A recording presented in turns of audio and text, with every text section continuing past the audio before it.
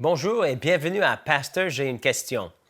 Aujourd'hui, notre question vient de la France. Simtel y demande pourquoi toutes les paroles en langue ne sont-elles pas interprétées dans l'Église?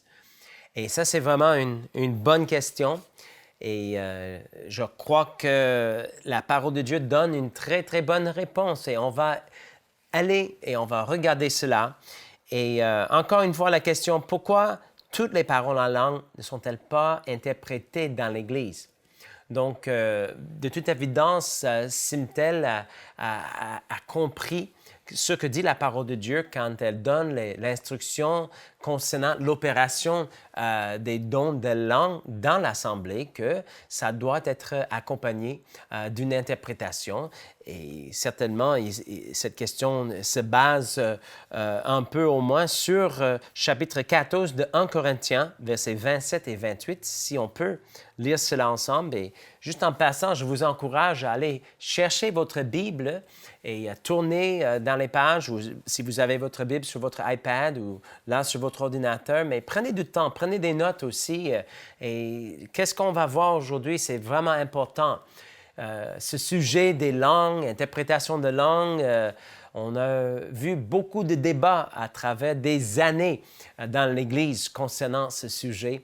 Et il y a beaucoup de confusion, et il y a beaucoup de malentendus. Et ça a causé même malheureusement beaucoup de divisions.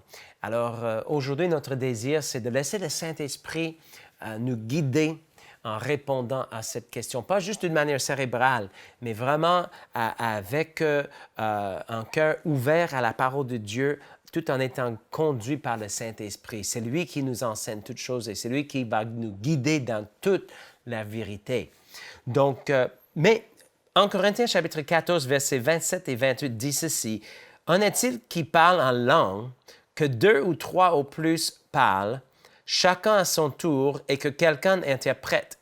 S'il n'y a point d'interprète, qu'on se taise dans l'Église et qu'on parle à soi-même et à Dieu. » Donc, la question pourquoi toutes les langues ne sont-elles pas interprétées dans l'Église, probablement Simtel fait référence à certaines occasions où on peut avoir des personnes qui vont parler en langue sans interprétation. Peut-être, je ne sais pas s'il veut dire dans une réunion de dimanche matin où tout le monde est présent ou dans une réunion de prière où il y a juste quelques personnes, parce que ça peut aussi changer un petit peu les circonstances et justement l'application de ce passage.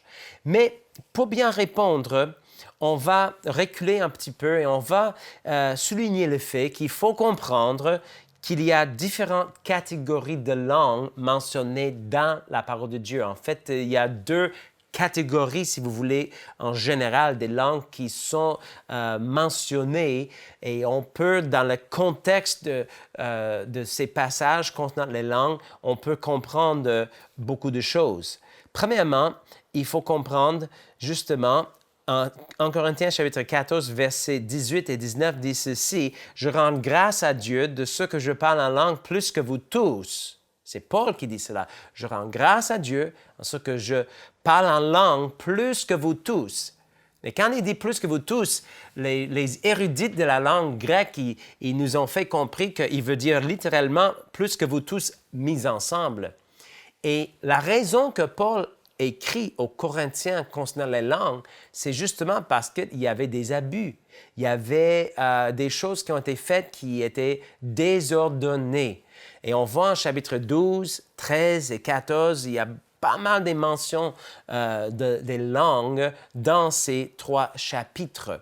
Donc, qu'est-ce qu'on peut comprendre si on lit le contexte en Corinthiens, c'est que cette Église, qui était une Église qui avait beaucoup de manifestations de dons, c'est une Église qui avait aussi beaucoup de problèmes. Il y avait des problèmes de division, des problèmes de la chair et toutes sortes de choses. Et apparemment, il y avait de la confusion lors de leurs assemblées. Et qu'est-ce qu'on peut comprendre, c'est qu'il y avait certaines personnes qui parlaient en langue d'une manière qui était dérangeante et qui interrompait vraiment le flot de l'esprit. C'est ça qu'on peut constater en lisant la parole ici.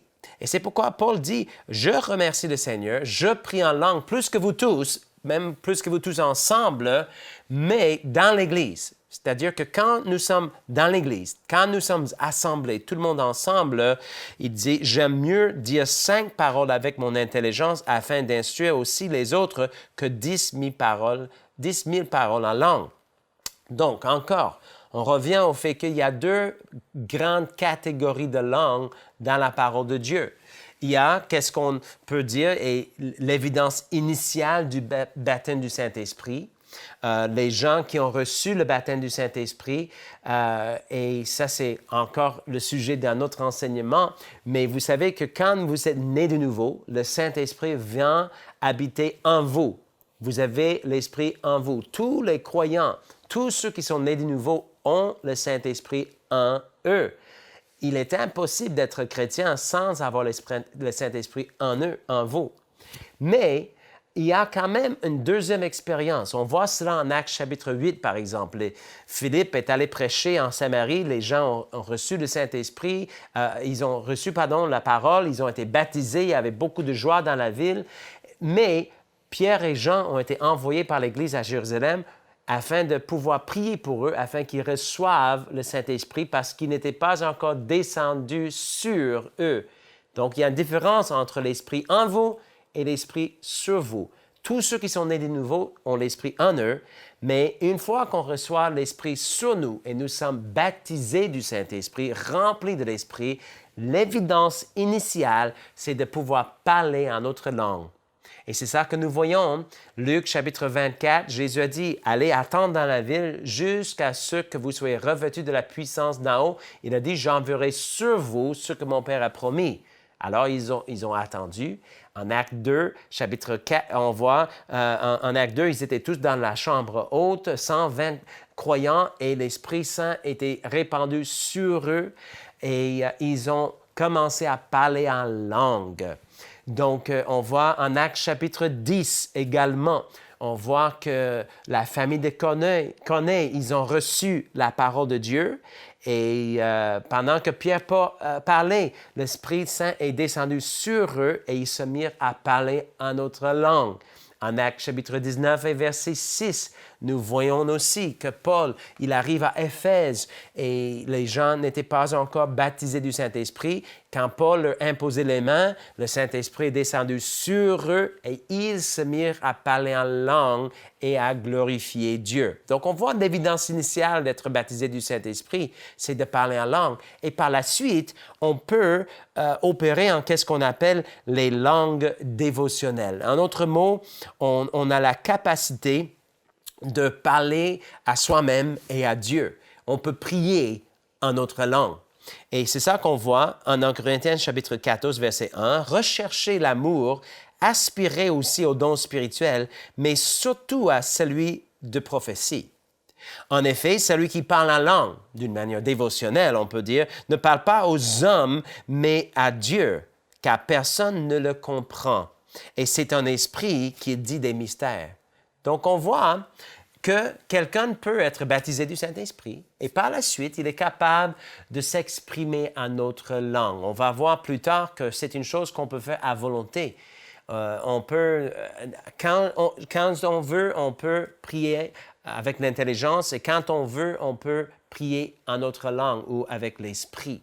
Et celui qui parle en langue ne parle pas aux hommes, mais il parle directement à Dieu et c'est dans son esprit qu'il dit des mystères. En d'autres mots, des fois, il y a des choses que j'aimerais prier, mais je ne sais pas comment prier.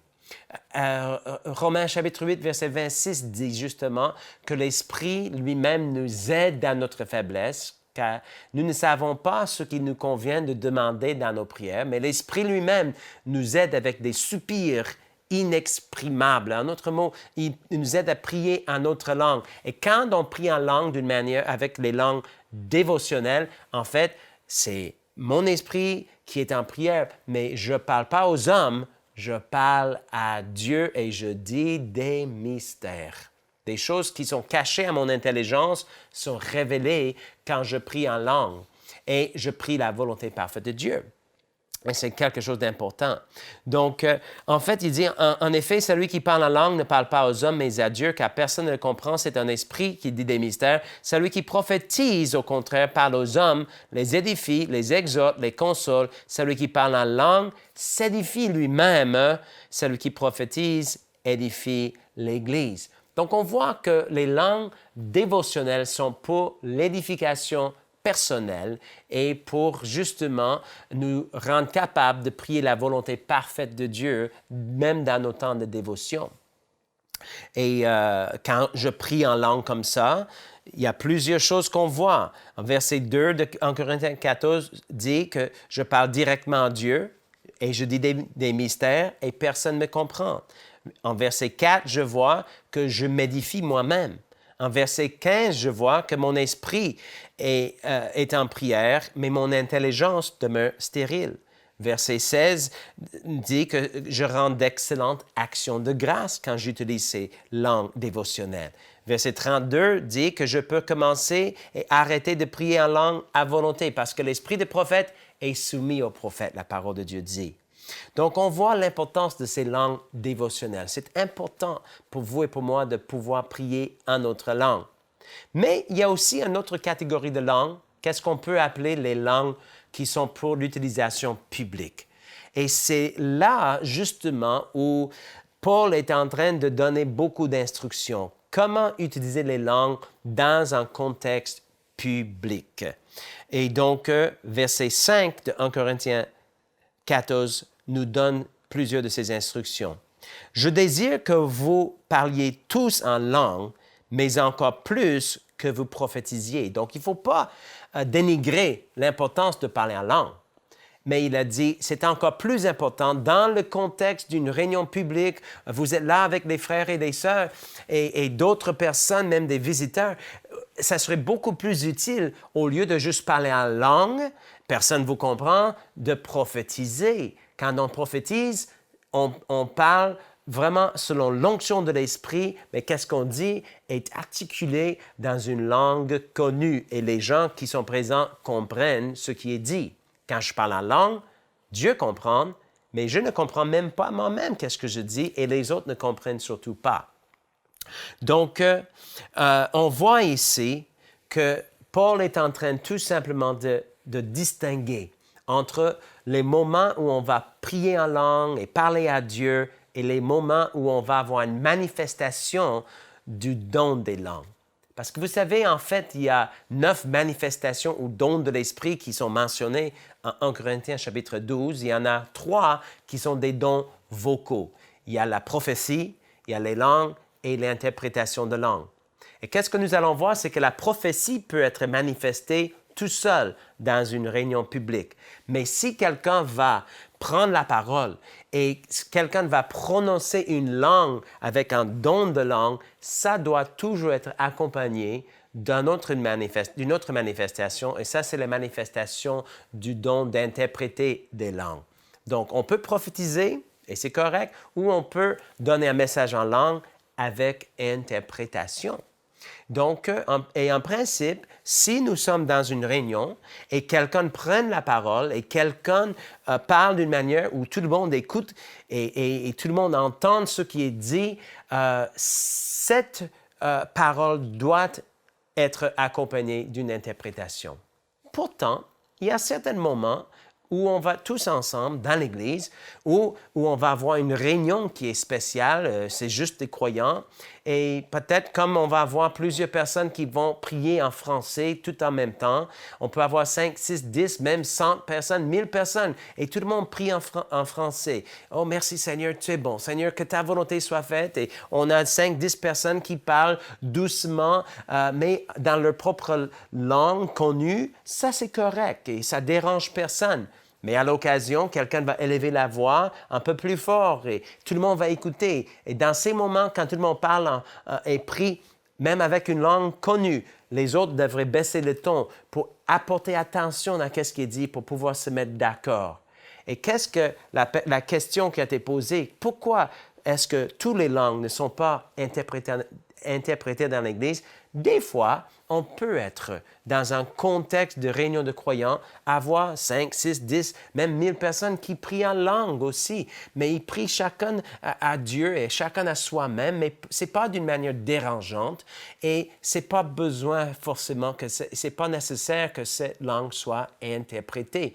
De la même manière que quelqu'un peut prier en français à côté d'un autre sans forcément attirer l'attention de tout le monde. Mais quand on veut faire du ministère en langue, le ministère en notre langue doit toujours être accompagné d'une interprétation. Donc, en fait, on voit, c'est comme les pièces de monnaie. La prophétie, c'est une pièce de 10 cents.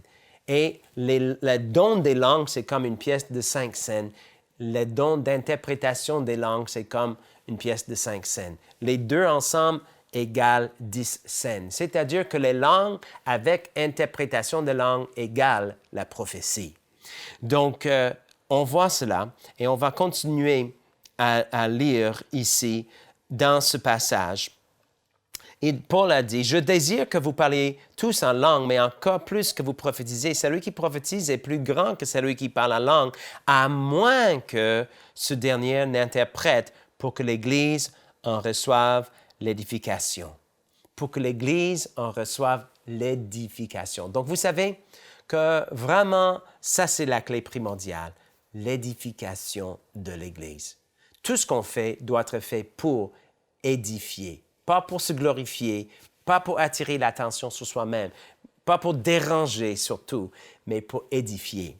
Donc, verset 6 dit ceci, « Et maintenant, frères, de quelle utilité vous serais-je si je venais à vous tous parlant en langue et si je ne vous parlais pas par révélation ou par connaissance ou par prophétie ou par doctrine, si les objets inanimés qui rendent un son comme une flûte ou une harpe ne rendent pas des sons distincts, comment reconnaîtra-t-on ce qui est joué sur la flûte ou sur la harpe? » Paul est en train de dire justement, qu'est-ce que ça donnerait d'arriver dans l'Église et de parler devant tout le monde en notre langue, attirer l'attention de tout le monde sans interprétation? Et si la trompette, verset 8, rend un son confus, qui se préparera au combat? De même, vous, si par la langue, vous ne donnez pas une parole distincte, comment saura-t-on ce que vous dites? Car vous parlerez en l'air. Quelque nombreuses que puissent être dans le monde les diverses langues, il n'en est aucune qui ne soit une langue intelligible. Si donc je ne connais pas le sens de la langue, je serai un barbare pour celui qui parle, et celui qui parle sera un barbare pour moi. Verset 12. De même vous, puisque vous aspirez au don spirituel, que ce soit pour l'édification de l'Église. Soulignez ce verset, verset 12. Que ce soit pour l'édification de l'Église que vous cherchiez à en posséder abondamment. Donc, il faut aspirer au don de l'Esprit, mais il faut aspirer à ces dons dans le but d'édifier l'Église. Verset 13, c'est pourquoi que celui qui parle en langue prie pour avoir le don d'interpréter. Donc, si vous ressentez que quand vous êtes dans l'assemblée, vous ressentez un poussé de l'esprit de parler en langue, ça va aussi en même temps signifier que le Saint-Esprit est prêt à vous donner l'interprétation. Sinon, vous pouvez quand même parler en langue, mais un peu silencieusement, sans déranger les autres, vous pouvez parler à vous-même et à Dieu. Donc, je crois que vraiment, qu'est-ce qui est important, c'est de garder l'équilibre. Il y a des gens qui ont jeté le bébé avec l'eau de bain. Ils ont dit, écoute, j'ai vu tellement de confusion des fois dans l'Église. Je suis allé dans une assemblée, j'entendais les personnes parler en langue sans interprétation. Donc, je pense qu'on serait juste mieux de ne pas parler en langue à l'Église. Non, ce n'est pas ça que Paul dit. Paul dit, il ne faut pas empêcher de parler en langue. En fait, il ne faut pas jeter le bébé avec l'eau de bain. Non, on garde le bébé, mais on fait les choses comme il faut. On peut parler en langue avec interprétation ou on peut parler à soi-même et à Dieu. Verset 14 dit, « Car si je prie en langue, mon esprit est en prière, mon intelligence demeure stérile. Que faire donc? Que faire donc? Je prierai par l'esprit, mais je prierai aussi avec l'intelligence. Je chanterai par l'Esprit, mais je chanterai aussi avec l'intelligence. Autrement, si tu rends grâce par l'Esprit, comment celui qui est dans les rangs de l'homme du peuple répondra-t-il Amen à ton action de grâce, puisqu'il ne sait pas ce que tu dis? Tu rends, il est vrai, d'excellentes actions de grâce, mais l'autre n'est pas édifié. Donc encore, nous voyons l'importance de l'édification. Verset 18, Paul dit ceci, « Je rends grâce à Dieu de ce que je parle la langue plus que vous tous, mais dans l'Église, j'aime mieux dire 5 paroles avec mon intelligence afin d'instruire aussi les autres que 10 000 paroles en langue. Frères, ne soyez pas des enfants sur rapport du jugement, mais pour la malice, soyez enfants, et à l'égard du jugement, soyez des hommes faits. » Regardons bien verset 21. « Il est écrit dans la loi, c'est par des hommes d'une autre langue et par des lèvres des étrangers que je parlerai à ce peuple, et ils ne m'écouteront pas même ainsi, dit le Seigneur. » Verset 22. « Par conséquent, les langues sont un signe non pour les croyants, mais pour les non-croyants. La prophétie, au contraire, est un signe non pour les croyants, mais pour les croyants. » Et qu'est-ce qu'on voit? C'est dans ces passages, on voit les instructions qui sont tellement pratiques. Et je crois que qu'est-ce qu'il faut faire, c'est il faut être sensible au moment. Il y a des moments, comme j'ai dit, où on va tous ensemble, toute l'Église, les personnes qui sont des bébés dans le Seigneur et les gens qui sont venus avec des non-croyants. Dans ces moments-là, il faut être excessivement sensible à l'esprit et sensible aux besoins de ceux qui sont là. Et ça ne serait vraiment pas le bon moment de commencer à parler en langue à haute voix, très fort, pour attirer l'attention de tout le monde. Surtout s'il n'y a pas d'interprétation, ça pourrait déranger et ça pourrait même être une pierre d'achoppement pour les gens. Mais si vous êtes dans un contexte plus intime, vous êtes là dans une réunion de prière et vous savez que tout le monde qui est présent est baptisé du Saint-Esprit. Tout le monde qui est présent parle en notre langue déjà. Si vous faites cela pour l'édification de l'Église, il n'y a pas de problème que tout le monde prie en langue et que tout le monde même prie audiblement en notre langue. Mais que tout se fasse avec bienséance et ordre. On va voir cela dans quelques instants. C'est pourquoi Paul dit ceci. Si donc, dans une assemblée de l'Église entière, et j'aimerais que vous encerclez le mot « entière », dans une assemblée de l'Église entière, tous parlent en langue, et qu'ils surviennent des hommes du peuple ou des non-croyants, ne diront-ils pas que vous êtes fous? Mais si tous prophétisent et qu'il survienne de quelque non-croyant ou un homme du peuple, il est convaincu par tous, il est jugé par tous, les secrets de son cœur sont dévoilés, de telle sorte que tombant sur sa face, il adorera Dieu et il publiera que Dieu est réellement au milieu de vous. Et n'est-ce pas qu'est-ce qu'on veut dans l'Église? On veut que les gens reconnaissent que Dieu est là, au milieu de nous. Mais Paul dit que quand toute l'Église entière est ensemble, ce n'est pas le moment pour tout le monde de parler en langue à haute voix, sans interprétation, dans ces réunions-là. Mais si c'est une réunion des croyants, tout le monde baptisé du Saint-Esprit, on peut, avec bienséance et ordre, prier dans l'Esprit, comme on peut tous prier en français aussi. Il faut reconnaître les différents genres de réunions qu'on peut avoir. C'est comme chez nous, il y a des choses que ma femme et moi on fait en privé, il y a des choses qu'on fait quand c'est juste nous et nos enfants. Et quand les invités, les visiteurs viennent, on peut changer un peu notre conversation pour être sensible aux besoins. L'Église, c'est la même chose. Soyons sensibles à l'Esprit Saint et soyons sensibles à ceux qui sont là. Et juste pour terminer, dans les quelques minutes qui restent, j'aimerais juste vous donner quelques conseils pratiques. Qu'est-ce qu'on doit faire pour garder les choses avec bienséance et ordre? Que faire donc, frères, lorsque vous vous assemblez les uns ou les autres parmi vous? Ont-ils un cantique, une instruction, une révélation, une langue, une interprétation? Que tout se fasse pour l'édification. Ça, c'est la clé. Que tout se fasse pour l'édification. En est-il qui parle en langue? Que 2, 3 ou plus parlent chacun à son tour et que quelqu'un interprète. S'il n'y a pas d'interprète, qu'on se taise dans l'Église, et qu'on parle à soi-même et à Dieu, dans l'Église. Pour ceux qui est des prophètes, que 2 ou 3 parlent et que les autres jugent, et si un autre qui est assis a une révélation, que le premier se taise, car vous pouvez tous prophétiser successivement afin que tous soient instruits et que tous soient exhortés. Les esprits des prophètes sont soumis aux prophètes. Un autre mot, Dieu ne va jamais vous forcer. Si quelqu'un dit « Oh, c'était plus fort que moi, je ne pouvais pas me contrôler », ça, c'est pas l'esprit de Dieu. L'esprit des prophètes est soumis aux prophètes, car Dieu n'est pas un Dieu du désordre, mais de paix, comme dans toutes les églises des saints. Et donc, on va sauter jusqu'à la fin de ce chapitre et on va lire ceci. Et on va dire ceci. « Ainsi donc, frères, aspirez au don de prophétie et n'empêchez pas de parler en langue, mais que tout se fasse avec bienséance et avec ordre. » Que tout se fasse avec bienséance et avec ordre. Ça, c'est la clé. Et ça, c'est la chose qui doit gouverner l'opération de tous les dons de l'Esprit. L'édification mutuelle et aussi l'ordre de Dieu.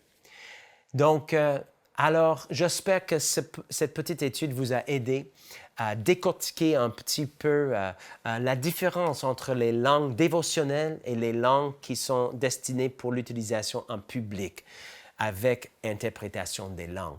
Je vous encourage à lire chapitre 12, 13 et 14 avec l'aide du Saint-Esprit. Demande au Saint-Esprit de vous guider dans la vérité et il va vous éclairer. Et il va vous donner la lumière dont vous avez besoin.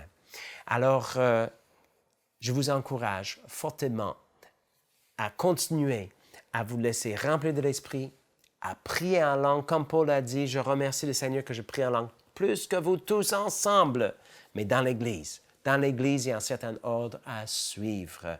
Donc, ne soyons pas légalistes, n'ayons pas peur. Comme je dis, il y a des moments, même dans les églises, où on peut être entre frères et sœurs et on peut prier tous en langue, mais d'une manière avec bienséance et ordre. Mais aussi longtemps qu'on cherche toujours et en tout temps l'édification mutuelle et on cherche à fortifier l'Église, on ne cherche pas à se faire valoir, on ne peut pas se tromper. Dieu est un Dieu d'ordre et Dieu vous aime et Dieu nous a donné les dons extraordinaires pour nous aider dans notre marche avec lui. Donc, que le Seigneur vous bénisse. Merci d'avoir pris le temps d'écouter. Pasteur, j'ai une question et j'ai bien hâte de vous voir la prochaine fois. Que le Seigneur vous bénisse. Nous espérons que cette émission vous a béni. Si vous aussi vous avez une question biblique sans réponse, envoyez-la nous par email à pasteurj'ainunequestion@enseigne-moi.com.